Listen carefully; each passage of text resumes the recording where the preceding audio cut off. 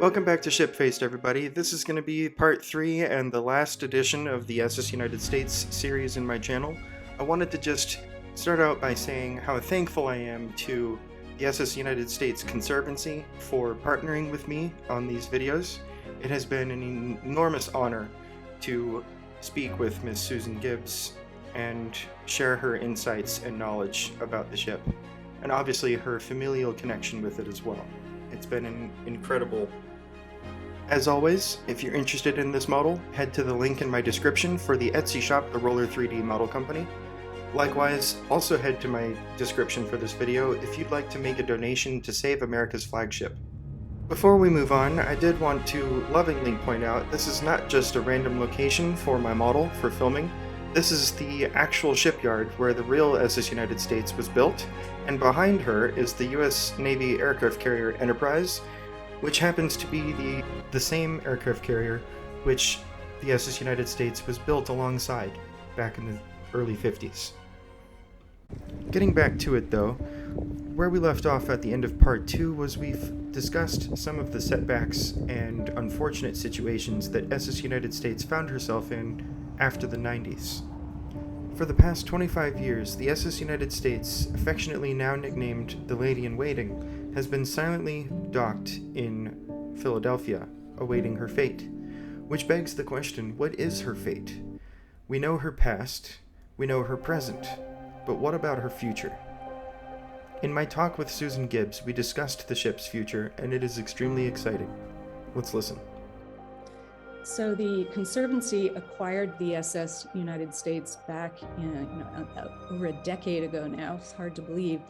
And we are continuing to pursue plans for the ship's resurrection, really, as a stationary mixed-use museum and development complex. We've been partnering with a commercial real estate firm, RXR Realty, that is an extraordinarily capable firm.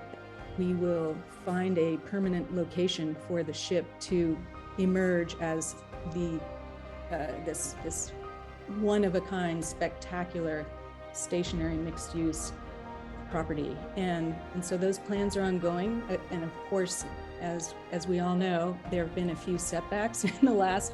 The global health pandemic, was challenging for everyone, right. And now we have some, new economic issues underway, but we are determined to press forward and remain very, very excited about the potential of this ship.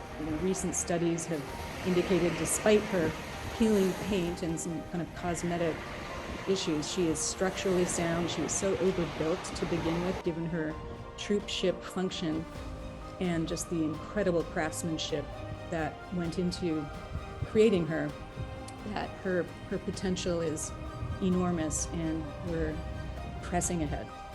And so as we look now, here we are, 2022, it's very exciting to think about how the ship could carry forth that set of challenges. What are the biggest challenges that we face now in this nation and in this world, and how could the SS United States Museum and Innovation Center explore, both the past, the present, and the future?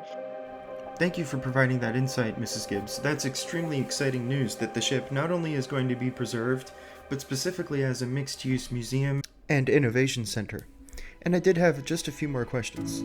So, besides the obvious answer, I just wanted to ask why that you gave your time to this task. Why is it so important to you? That's a great question, and I continue to reflect on it. As you say, it has been a challenge, and it remains a challenge. But in a sense, I think that's why I continue to pursue it. And in addition, there are so many people that have rallied around, thousands and thousands of people from across the country, around the world, who are committed to this cause, and that is so energizing and inspiring. Alright, everybody, and with that concludes the series on the SS United States. Again, it has been an absolute pleasure working with the Conservancy. I hope you all have enjoyed this segment, and like and subscribe to my channel if you haven't already.